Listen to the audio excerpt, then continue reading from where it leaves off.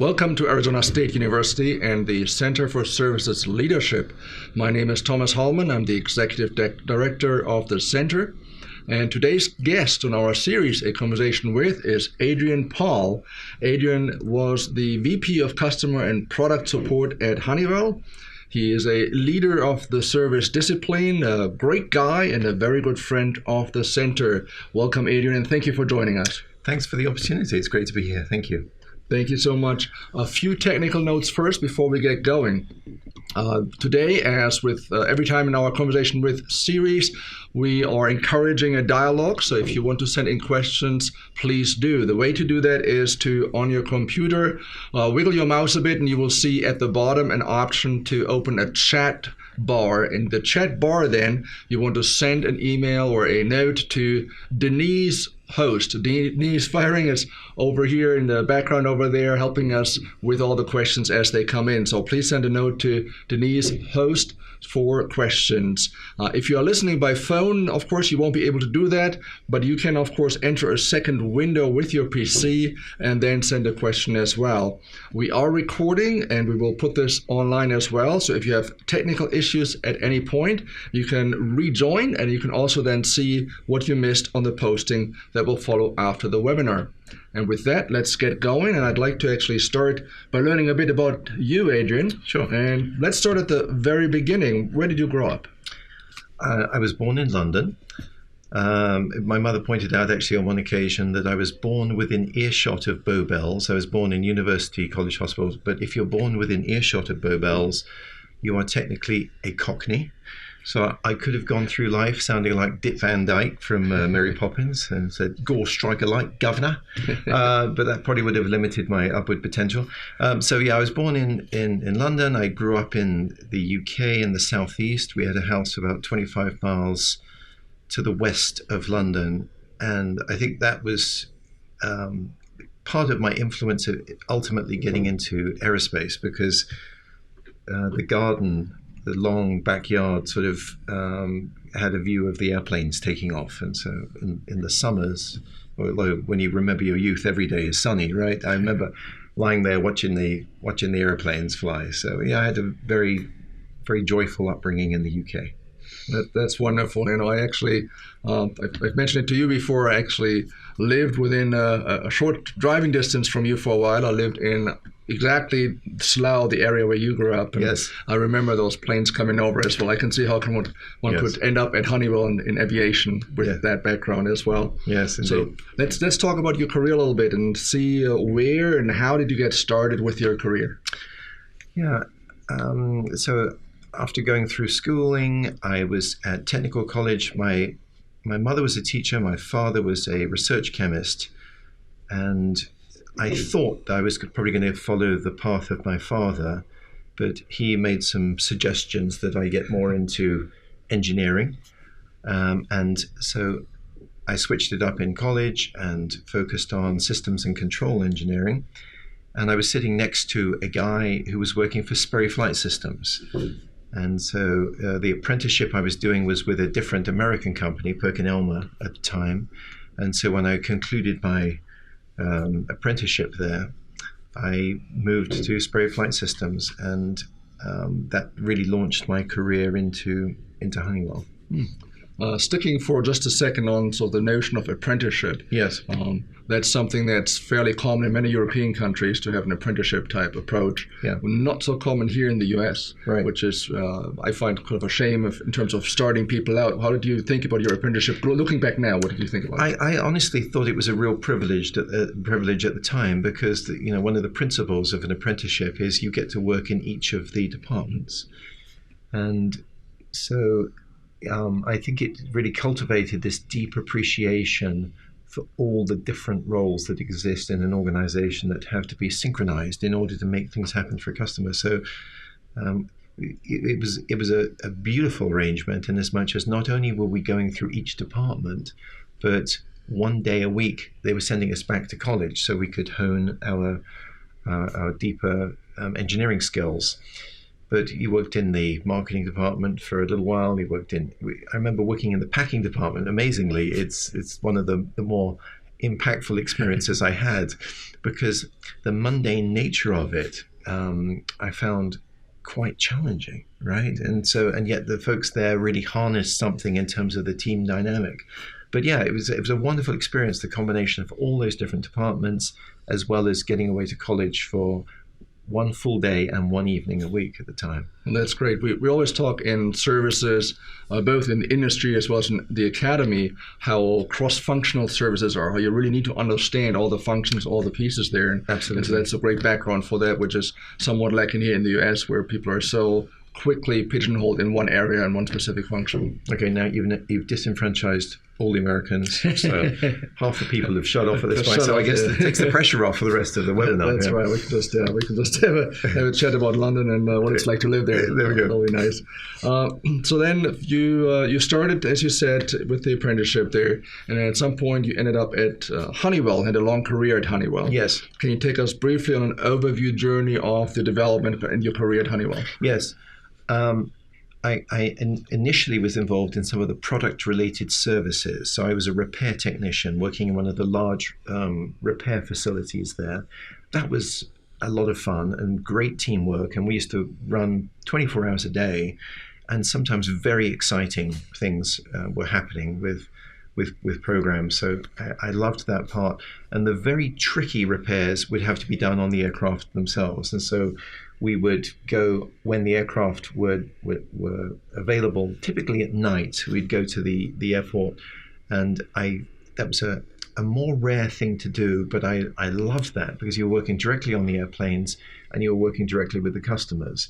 And I realized it was more a combination of that I really liked, less about being with the technology and troubleshooting it, more about doing it with customers and particularly in the environment. And no test equipment was quite like a full aircraft in terms of the way you were able to reproduce the issues. And so as I started doing more of that, when an opportunity came up to be a field engineer, I applied, and the role was based at Heathrow Airport. I was unsuccessful, but I got a job that was based in and around Africa. So spending chunks of time in Africa, but based primarily in the UK. But sometimes you'd be gone for a while. Kenya, Malawi, Zambia, and the person they hired for the job at British Airways at Heathrow Airport didn't pan out. So they said, we'd like you to, do that. So I ended up being based there. Sperry was acquired by Honeywell. It was a marriage made in heaven, very unbelievable. And all the acquisitions and integrations I've done over my career, this was one that was just a perfect alignment. There were very few elements of product or service duplication. It slotted together like magic. And so we became Honeywell, and suddenly we were more significant with the airlines because we had more product. I had the opportunity to do different roles within field engineering, and eventually I was asked to come across to the US. 1989, I moved over initially for 5 years, managing the internationally based field engineers. I had 22 members of staff, all of them in countries I'd never been to. Right? So the next 3 years were really just this orbit of planet Earth as I was visiting all of these customers, learning the products, and just a wonderful time in my career. Then I came back and moved more into a sales and marketing role for aerospace. I came back to Europe in 94, 95, spent 5 years back in Europe, spent a lot of that in Toulouse in France, where we had a major center supporting Airbus. And then opportunities came up just as Allied Signal was in the process of buying Honeywell and changing the name to Honeywell International. I had the opportunity to come back and participate in the integration of those companies. And that's when I moved back. So that was more of the sort of 99, 2000 was when I moved back at that point. And it was a 2-year agreement. Fast forward to 2019, and I'm still here. Here we are. Albeit retired from Honeywell and then Residio. But that was kind of the path, Thomas. Great. Thank you so much. And we'll come back to some of those themes as well as we continue to talk. But one thing that's interesting in the center, as far as the journey you describe, is that whole question around companies that are traditionally goods manufacturers, yes, moving into services. We in the academy sometimes call it servitization, service infusion, something along those lines. So that whole question of how do you take a company that has for decades or even 100 years or so been a goods manufacturer and move that to be a services company. Yes. And so please talk to us a little bit about that move in terms of just the company overall, but also the culture of moving a company towards servitization. Yeah, well, absolutely. There were some aspects, because it was in aerospace, that were inherent there. Because yes, we had the product offerings, and for most of the businesses, that was everything. But if you really looked at the business more closely, elements of the product line, some of them were very expensive, and there was no way that the company was going to be able to expect customers to pay for these products up front. And so they often went to market with a cost that was higher than the sale price. But the only way that made sense was because there was a long service tail. With many of the products having 25 or 30-year product life cycles, you could with confidence put an auxiliary power unit or a very expensive piece of flight equipment on an aircraft, knowing that it was going to come back for a lot of scheduled regular maintenance. So the way I think about this, and I sent in this slide to sort of help tell this part of the story. Yes, we had the product offerings, but there were lots of related services associated with the products, because anything with a wear-out cycle needs a maintenance plan. And so we were constantly seeing the products coming back. And with the utilization of modern aircraft, there were in so many thousand flight hours before the product would need to be scheduled in, or would be based on its condition, where it was not performing, would need to come in. So that took place. And then we really sort of moved further up this curve to finding ways to incentivize customers to use us for the maintenance services. So at this point, the test equipment was more generally available, and there were some customers doing their own repairs or third parties doing the repairs. So we tried to differentiate ourselves through warranty programs, as well as our ability to really effortlessly and responsively support customers. So this really paved the way. I think in the early days, though, this was not well understood. We looked at a lot of the financial data in those days with a product orientation, and just assuming that the service accrued to the products. That's an interesting spot there to maybe ask another question. So the understanding of services as services, and that's something that also at the center we've of course driven for over 30 years. Yes. to help with understanding services are different, and how to think about services, how to be excellent at services strategically, and so on.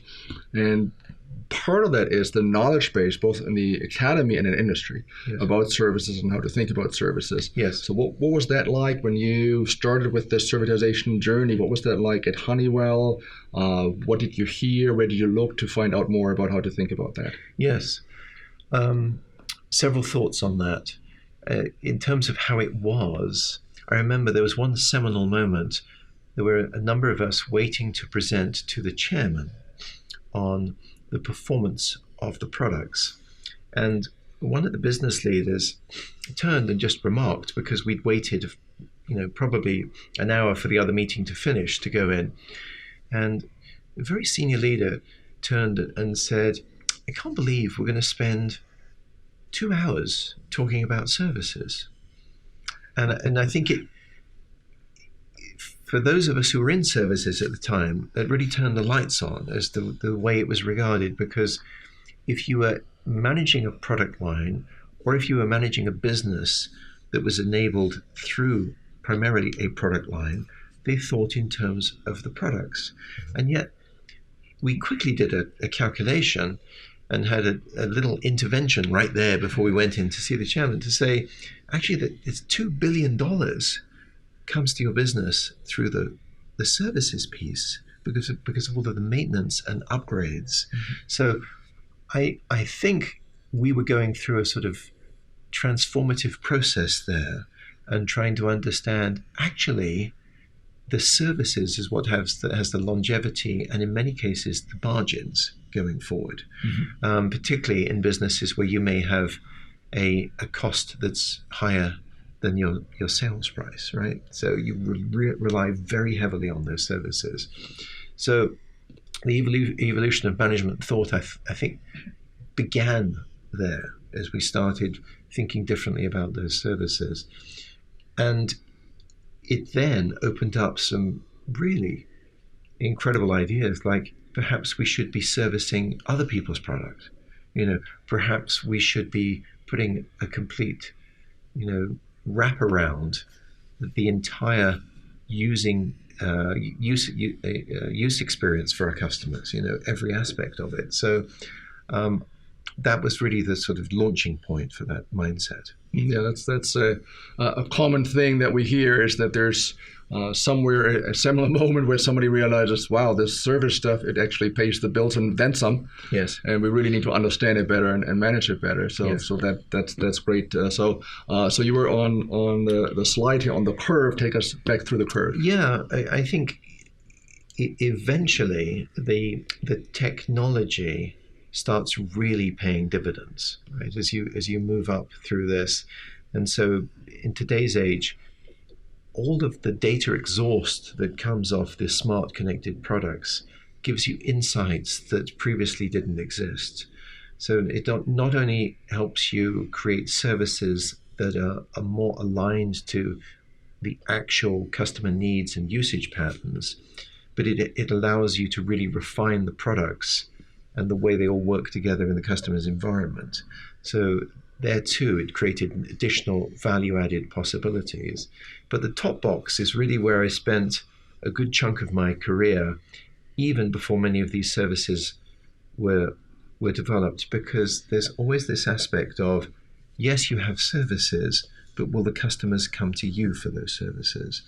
And so I without apology, I would tell you that I have obsessed about customers and customer experience for decades, and how to make the overall total experience more fulfilling for customers, and therefore driving growth as a result of that. It's okay to be obsessed with that. You're among friends. Yeah, yes, indeed. I know this is a safe environment, right? On the receiving end of our webinar, there's a few people that feel the same way. Yeah. Indeed. So let's just check in here at this point and see if there are any questions. Denise, please. Yes, we have a question. We're interested. What was it about Honeywell that drew you to the company? What really drew you in? Yes, I think it's one of those interesting things. When you work for a very large company, you find opportunities. So it's not that. I think the initial draw-in was because the folks that I was going to college with were working there and were enthusiastic about it, right? So it's the employee version of Net Promoter Score, right? Would you recommend this company to a friend? And so I was a friend. The company was recommended. I went along there and I really enjoyed it. And I think once I was there, it wasn't that I didn't look around for other jobs. But again, a very large multinational company, I was able to travel throughout the world. I was able to live where I wanted to live. And when I was ready for change, I often found a great opportunity within the company. Thank you very much. And a reminder, if you have questions, please wiggle your mouse, go to the bottom, open the chat bar, and then look for Denise Host to send those questions to Denise, and she'll periodically we'll check in with Denise to see what the questions are. Now we're with your journey. We're in the Americas now, in yes. Late 99, 2000 area. And then at some point you joined the board of our Center for Services Leadership. Yes. That happened in 2007. Tell me a little bit about how you became involved with the center and your experience with the center. Yes. Well, it's interesting, and I've said this to Mary Jo and Alicia and others. I think in the early days, I was a little bit arrogant about what was going on at Honeywell, and I really thought that we had a great situation playing out, that we deeply understood services and support, but there was actually an outreach took place, and I think it was Alicia who reached out to me and said, do you know about the Center for Services Leadership? And it was right here in town. And would you be interested to come along and participate and hear some of the things that are being shared and maybe share something? And honestly, my headset was in the wrong place, because I was thinking, yeah, I'm more than happy to support a local organization and show them what we are doing. But I think the osmosis went the other way. I mean, as soon as I engaged with the center, I thought, wow, we have not really thought very deeply about this. And just the ideas from other companies and just this sort of melting point of people sharing ideas, and this incredible idea of having the academic side working with the business side and telling us some of the science behind what we're experiencing, and also working with us to experiment in new areas, has been such a fertile area to drive innovation and growth. So as soon as I got properly immersed in it, I realized just how powerful this was, and the cycles of knowledge that exist both on the academic side as well as all the businesses that participate were just wonderful. So we shamelessly stole many, many things over the years, and as we found, they were directly applicable. And I think it allowed us to sort of create a common language as well within the company when we had some of these research-based ideas that could be placed into the day-to-day operation of a service organization. And it's a two-way street too, so I can say for the center and for the faculty network, we shamelessly listen to you and other board members talking about the kind of things you're working on, and we pay close attention to what you're working on and what is currently an issue that you'd like to have some understanding of. So Sure. It's a very good two-way street there, and we enjoy that. In fact, at Honeywell, you drove this to a whole other level with the Honeywell Academy. Yes. So I'm going to ask you about that. But first, for our viewers here, just a short note. And I'm going to describe the Honeywell Academy as it's running currently, so how it's operating right now. We have at the Center for Service Leadership an online certificate in service experience management. There are 4 courses there. It's Foundations of Service Excellence, then Delivering Service Excellence, Blueprinting Service Excellence, and Voice of the Customer. Those are the 4 courses in that online certificate in service experience management. And a version of that with faculty leadership, so that the faculty were actually with the students in the course and communicating back and forth, was run with Honeywell for a good number of years, I think 7 years now, something like that. And you've taken almost 3,000 people in your organization through that. Tell us a little bit about your thinking in getting this large-scale effort underway and how it has worked out at Honeywell. Yes. I confess, we were a little nervous about this on the front end, because we were very fortunate at Honeywell to have many people who had worked in a customer service role for decades.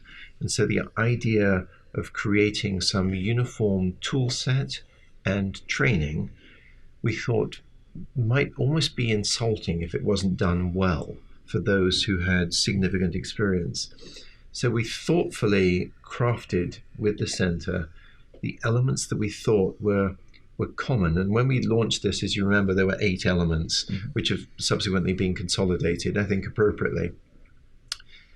But the idea was we would all have a tool set to approach service gaps and be able to identify service gaps. We'd all have a tool set that would then help us fix service gaps and recover from issues that took place when we were delivering service.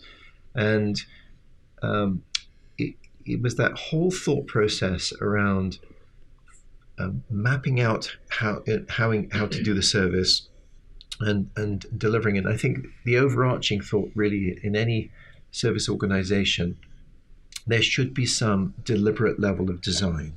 In other words, and I often find that that's not in place. When we've acquired smaller companies over the years, you ask, why do you do that? And why do you do this process this way?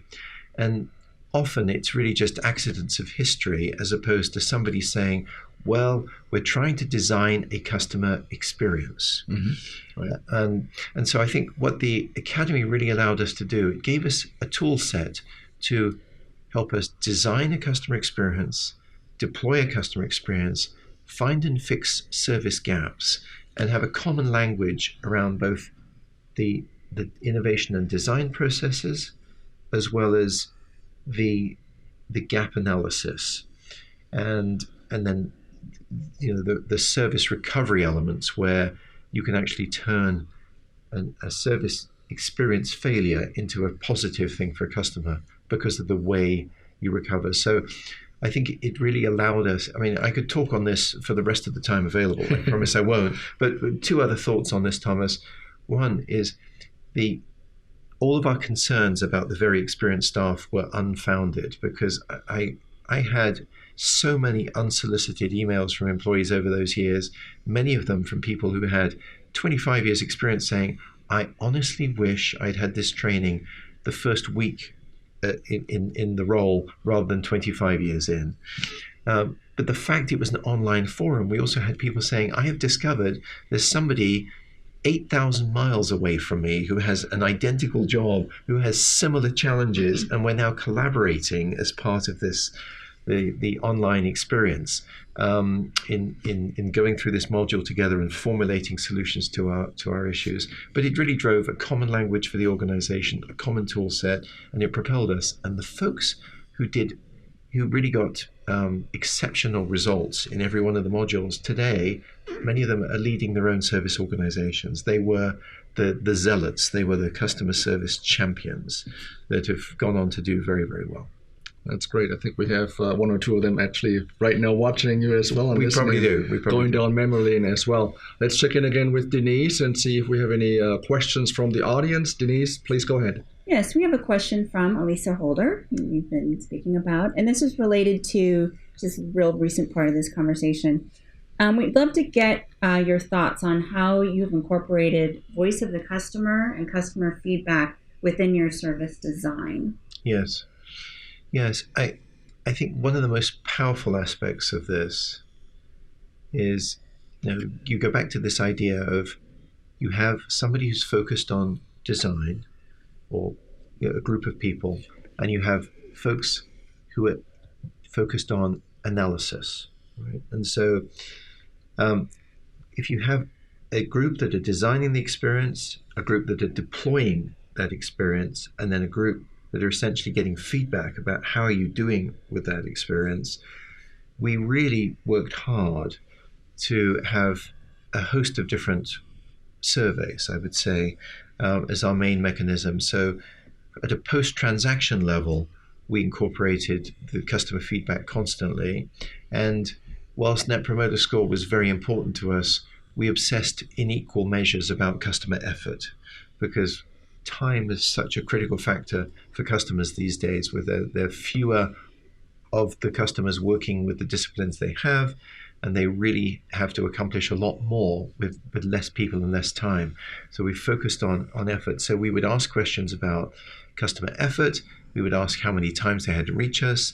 We would ask if the issue was closed. So we had a strong focus on the transactional side. And the way I've always thought about this, it's like a triangle, right? So at the base of the triangle, you've got a lot of transactional activity with the customer. Then you may have periodic visits with the mid-level management at the customer to do voice of the customer surveys, to seek their feedback directly through inquiry. And then ultimately, you're having the executive sessions once or twice a year, where you're going in there and you're presenting the results, but you're also testing the temperature at that level to see how you're seeing. So it was incorporated in all elements, but to Alicia's question, there was very much a rapid feedback process there, classically between the analytics piece and the design piece, because that's where you find and fix the service gaps. That's great. To follow up on that issue, in your view, why do so many companies struggle to create a robust and dependable customer experience for their clients? Yeah, I think this is a classic question, and I brought this chart in case there was an opportunity to put this up, and I think this is as good an opportunity as any, right? Because when you look at this, you would say, why aren't more companies compelled to deeply invest in customer experience initiatives? Because the customer experience leaders do so much better than everybody else. And, the short answer is it's very hard. But Yes. but I think part of the underpinning principles, and I've said this many times over the years, that the secret of success in this area is constancy to purpose. And this is very hard in today's corporate America, right? Because you're asking for long-term programs, long-term commitments, ongoing training, investment in tool sets. And every company's appetite is probably initially there to have fantastic customer experiences. But again, the secret of success is constancy to that purpose. And the business doesn't often enjoy the fluidity of a constant upcycle. There are cycles of business, and there's quarterly reporting, and sometimes you can't make the investment when you want to make the investment. Sometimes you can't have the people that the model tells you need in order to have best-in-class performance for customers. So you're constantly grappling with yourselves. But the companies that have done best in this are the ones who've really said, we will be differentiated because of our customer experience, and therefore we need to make the investments in that. Let me follow up on that point. Yeah. So the drive towards having a good customer experience, you've described that. How does it actually unfold as an initiative? So how did you approach customer experience improvement initiatives in your various roles, and how did you make that case? Yes. There is always a return on investment business case to be made, but you're always competing with other return on investment cases to be made. But the tool set that I found most helpful, and I give a shout out to Leo Arusi and Strativity Group for introducing me to the tool set around an experience gap analysis. The idea here is you can quickly identify where you should be focusing if you ask your customers, and very importantly, your employees, how you are doing. I'll come back to the employee piece in a second, but the customer data alone will tell you how you're performing in various touch points versus how they would like you to perform. And it will also tell you, based on their feedback, which are the most critical elements they would like you to focus on. So in terms of quick anecdotes on this, we were about to invest in a massive web investment at one time. And I remember the customer feedback said, we just want the web to be functional. It doesn't have to be enjoyable or a real wow experience. And it allowed us to divert our investment into other areas. But also you may find areas where the experience gap between where the customer is currently experiencing this versus the desired level of performance, it might be very high in multiple areas, but the customers will direct you to the moments of truth. They're like, if you could only fix 2 areas for us, these are where we would direct you. So this is a key tool that I've used many, many times over multiple decades to show where the experience gaps are and where the focus should be. But the other aspect is, and this is very powerful, if you know how you're going to be evaluated by yourself and by the customers, for example, on your ability to act with urgency, you should be asking your customers, do we act with urgency? But you should also be asking the employees the same question. This provides a different gap analysis, which is very revealing. And some of the most important elements of learning I've had over the years is when you're asking the same questions of employees and customers, and the customers are saying, no, you don't have a deep understanding of my operation. And the employees saying, yes, we have a deep understanding of the customer's operation. That's when you pull on the threads and you begin to understand, why are we giving the impression that we don't understand what's important to the customer, or why do we not understand what's important to the customer? So I think most companies can come up with those few questions that you would like your frontline employees to answer, that are identical questions you can put in front of the customer. And I can tell you, it's very, very revealing. This will tell you when you're aligned, and this will tell you where you have a big service gap. Because the worst thing is that level of misunderstanding. If I'm on the front line and I think I'm doing a great job, and the customer really feels that's not the case, but the customer has a perspective of all the suppliers, right? Mm-hmm. And I have my reasons for feeling like, yes, I did a great job there, but the criteria is probably not the same one being used by the customer. Right, or just the understanding of what it means to be excellent might be a different one as well. Yes. I've seen that as well. Let's check in again for questions with Denise. Please, Denise, go ahead.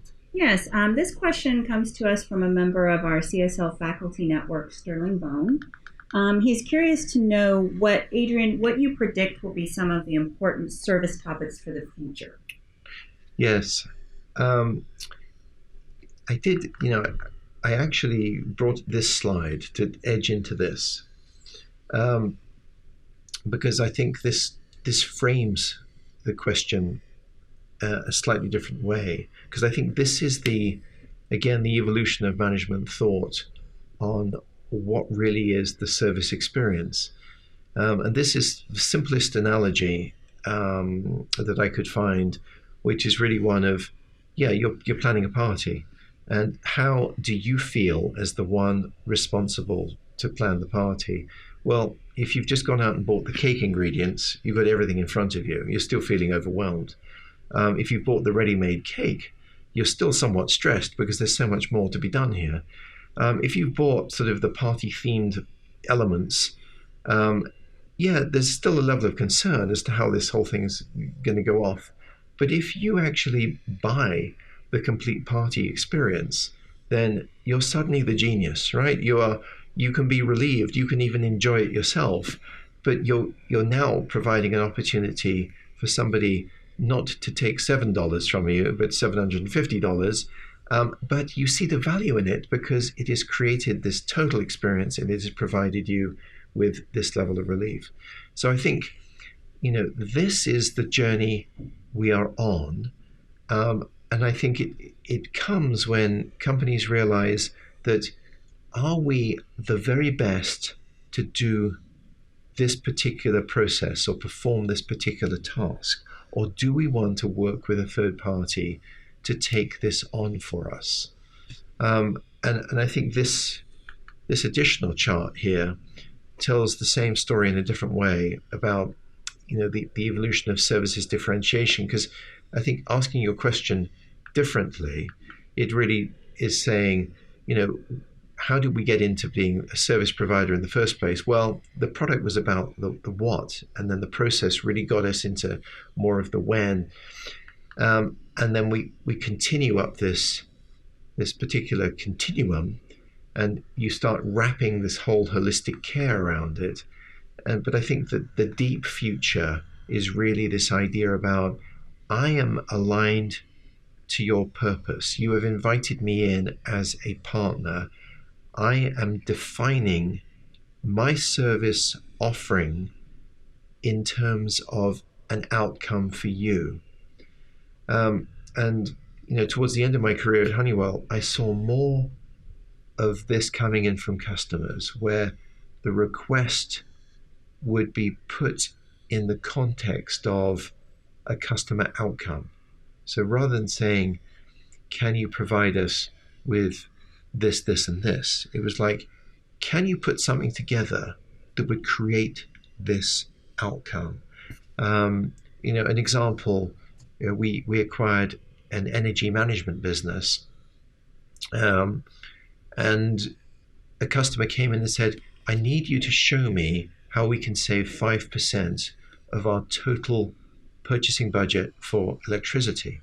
And the sort of visceral response from the organization at the time was, well, how many smart meters do you think you need? And how much consulting time do you think you'll need? And the customer said, no, sorry, read my request.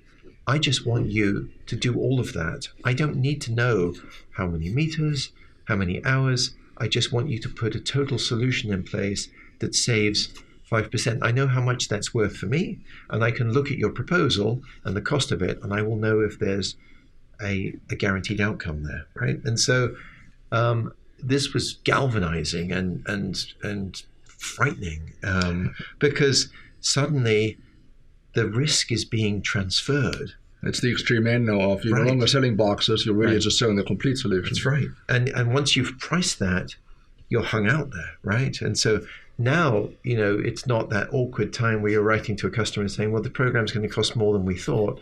No, that's not an option with that scenario. It's like, you're going to put something in place from us and you're going to charge us for that, but it's going to allow us to save this. And so as long as that works for me, the customer, that's fine. But if you have cost growth, if you have any issues around that, then that's on you.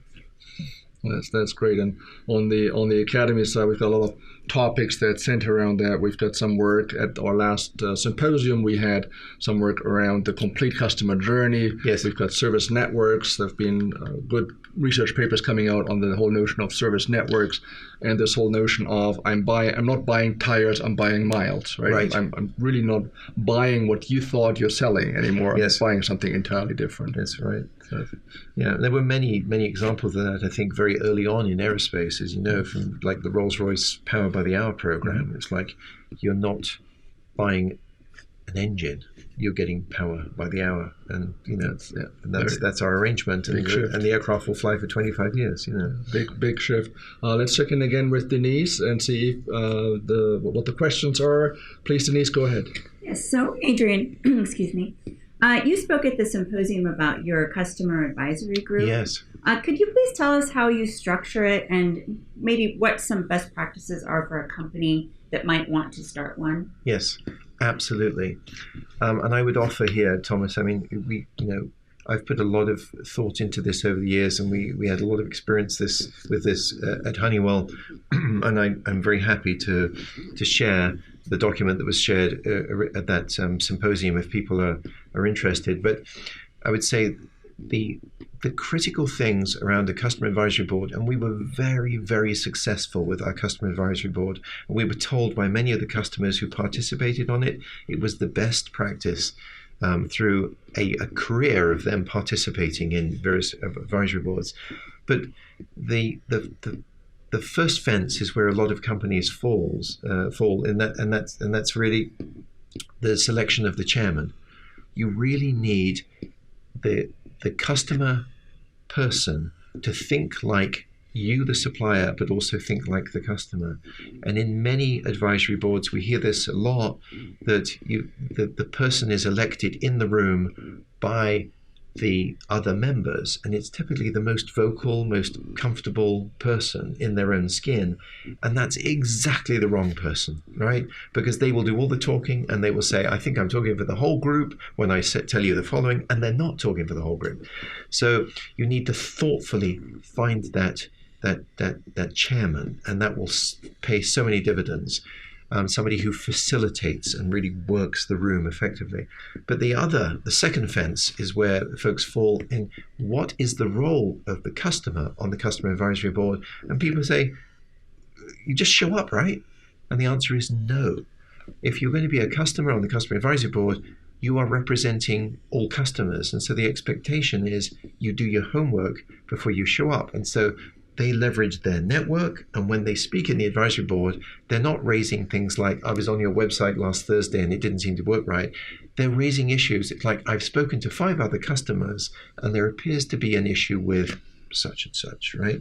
And so if you change the paradigm to say, the chairman is really a facilitator, the customer is really representing a network of customers, a lot of these things start coming together. Then you just need a robust operating system to keep track of the top issues and have the customers agree what are the top issues. That's so powerful at that point, because you've got your customers speaking with one voice. Can you imagine you've got 24 customers in the room, you let them work with all the issues that they brought, and then when you come back into the room, they say, here is your top 20, And so there's an unwritten agreement at that point that the other things they brought with them are actually on the back burner for now, right? And that is very liberating, because you can now harness your whole organization and say, we have the customer direction, these are the top 20, let's go work these issues. And you keep track, and you very publicly keep track, and you show how you're getting those things done. Then these advisory board members are going back and saying, look what we did. We brought the issues. These are the ones that have been solved. These are the ones which are still in work. These are the ones which are on the back burner that will be moved up to the top 20 as soon as there's real estate that allows it. And so it just starts clicking. But there are many more refinements of this, and I'm very happy.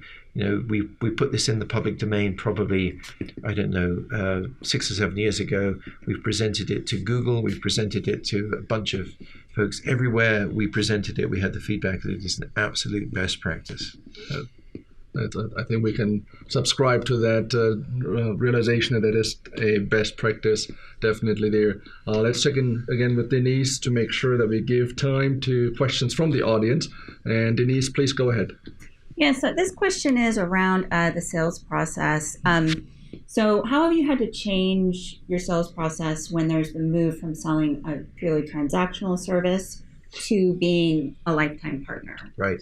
Yeah, this was very embryonic at the time that I was retiring from Honeywell. Well, I actually moved to a spin-off company from Honeywell, Residio, and we were doing some work with this both at Honeywell and then subsequently at Residio. But this really is the whole practice of the customer success management, right? And this is intuitive for the born in the cloud companies, where they really grew up this way. It's more difficult for the large industrials to really think around this, because is it a customer support role? No. Is it a sales role? Kind of not really. It's in that sort of twilight zone between the two, and it's incredibly powerful in terms of its ability to ensure the customer is achieving the outcomes that you've sold, but more importantly, really performing this sort of observational voice of the customer to say, how is the customer using the service today, and where is the opportunity for the additional services based on my observation of the customer, not necessarily what the customer is asking for, but what do they say is important to them? What are some of the things that trip them up? And so it's really this idea of truly committing to the customer's own goals and the success factors that are in place at the customer, and aligning a customer success manager around those outcomes. So I would say there are lots of resources that describe customer success management that have been developed by companies like Salesforce and others who were born in the cloud. Much of that can be leveraged, but it really is a sales process that stays constantly connected to the customer to ensure you're delivering on the outcomes that were committed as part of the current service, and even more importantly, through that relationship, understanding what the incremental opportunities for value are and putting programs together along those. And it just becomes incremental, and the relationship becomes very purposeful, and you become a lifetime partner when this is done well. It's kind of a different way of looking at the world, really. It is. That circles me back a little bit to the beginning when we were comparing on the apprenticeship side between the US and Europe. Yes. Just in a more general vein, you have been a leader in both Europe and the US, and you've also in Africa, of course. Yes. So between the Europe and the US, do you see differences in how each area, each culture looks at services and how they approach it? I'd say my main observation in that area was in Europe, the company's ability to invest in capital equipment and to hire people through apprenticeships and other things to deeply train them on services was more in evidence. In the US, if there was a substantial capital equipment purchase necessary in order to support the service, it was more difficult to justify. But as you know full well, in Germany and France in particular, there may be state incentives around capital investment and favorable tax treatment if you are creating jobs. And so we were a little bit surprised in Europe sometimes. We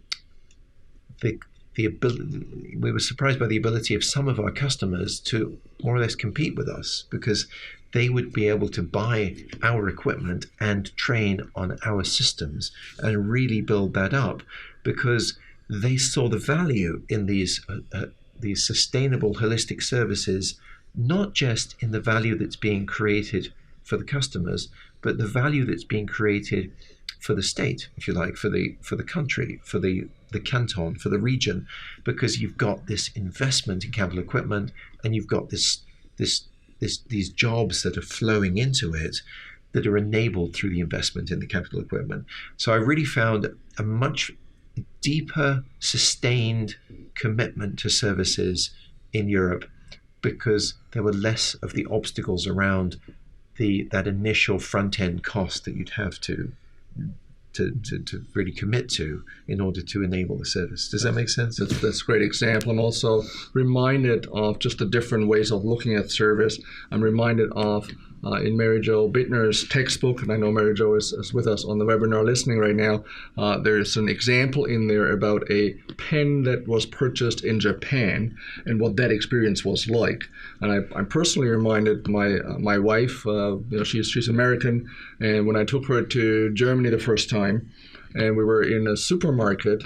It was really, it was funny to me. I don't know if it was funny to her, but it was funny to watch her, because we're in the supermarket, she goes through the checkout, and here, of course, you have the checkout person bagging your groceries, yes, or even a second person standing there bagging your groceries. And in Germany, that they don't do that. Yes. Right? So my wife was just standing there, and all the groceries piled up, and she was just standing there and waiting and waiting and waiting. And I started noticing, and I had to suppress a little bit my smile and laughter there, but it was not occurring to her that would be something she would have to do, just yes, that different notion there. Yes. There's also a great example you brought up with the Honeywell Academy, between two people 8,000 miles apart, just the exchanging and sharing of, here's how we think about this problem, here's how you can think about this problem. It's quite interesting. You reminded me of just quickly, one discovery we had when we were going through the Honeywell Academy, and that was this realization that customers may want very different experiences for themselves, right, based on the role they have. And this really came to light for us when the same customer was ordering the same part, but it was two different people, expensive parts. One was a procurement leader who wanted to understand that they were getting the price that had been agreed, and that the discounts that had been negotiated at the beginning of the year were in place. And so that service experience that person wanted was one about, had they delivered the value of their job as a procurement leader of getting good prices and getting good discounts.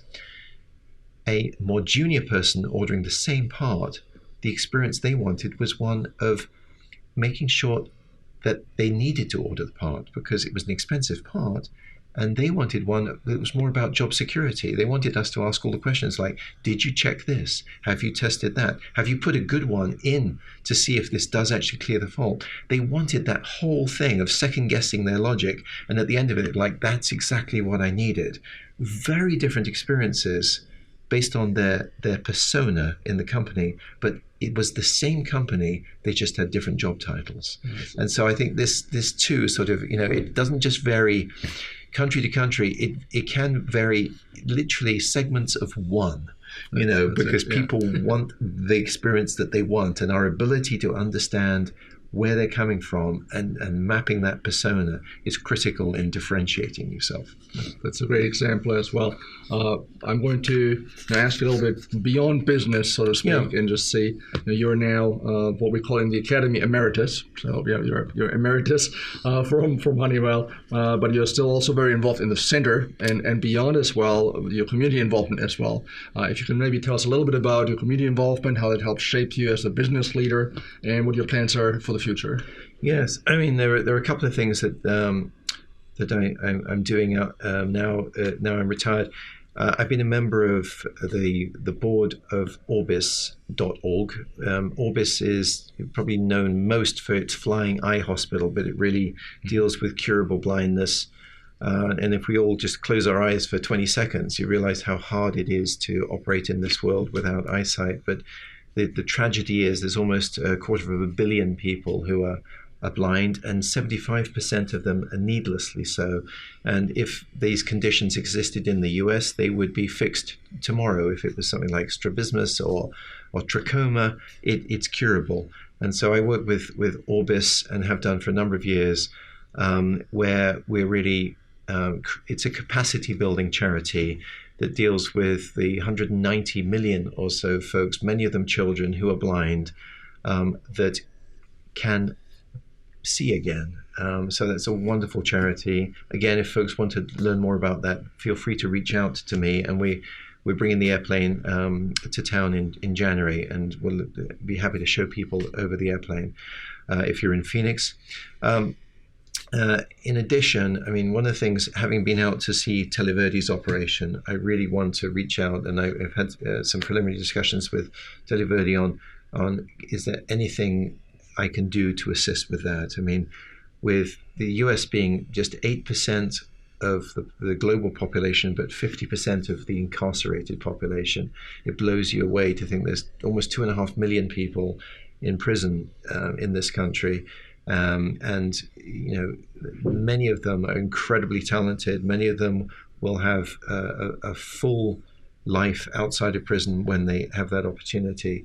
And so that's another thing that I'm really learning more about and want to engage with. That's great to hear. So you were referencing, we had what I call board field trip to our board member Tilly Verde in earlier this year, and it was a really amazing experience, and just very, very much makes you rethink a lot of things. A lot of the paradigms when you meet sort of the 25 most talented CSRs you've ever met, and they are there. Yes, right. Absolutely. I can subscribe to that. I wanted to, as we were leaving there, I wanted to hire a couple of them, but I couldn't quite get that sorted out. But they were really amazing. So at the end of our conversation we always want to close with sort of a rapid fire 3 if scenarios. And so I'm going to throw those 3 ifs at you and see what you think of the first one. If I could relive something from my career, it would be? It would probably just be one of the high spots. You know, Aero in the early days was a boom and bust business. The high spots, when you were on the rise, it was so fun being part of a dynamic team and just lots and lots of business and lots of very happy customers with lots of needs. Was a lot of fun. Any of those high spots were so fun. That sounds great. The second if I could change something from my career, it would be? I think, you know, we'd all like to have been able to look around the corner a little bit more. Sort of, it's a parallel thought, really, with the first one. You know, none of us really saw the Great Recession coming with clarity, and we, you know, within months of it being upon us, we still had projections of fabulous business. It would have been wonderful to have been able to look around the corner a bit and to manage ourselves proactively, rather than having the sort of the boom and bust approach, which is always so difficult. And the final if I had a magic wand, I would? I think, you know, as I alluded, you know, if there was a way of making, you know, 193 million people see with a magic wand, that would obviously be the first wish. But in the Center for Services context, it would be to make sure there's a customer-focused leader in the C-suite at every company, because the customer should be right there in the C-suite. And businesses say, well, I think about the customer when I'm there. It's like, but do you, when you're under masses of pressure for other things and program delays and product issues? But having a chief customer officer or a customer experience officer right there in the C-suite for every major company, and even the mid-sized ones, I think would transform customer experience in general. It would be a fabulous thing to see. That's a great closing thought. Thank you so much, Adrian, for joining me on the webinar. No, thank you for the opportunity. It was a lot of fun. Thank you, audience, for your questions and for joining us on the webinar. Thank you, Denise, for managing the questions as they came in. And I hope to see you soon at one of the next CSL Center events. Have a great rest of your day and week, and we'll see you on the next webinar.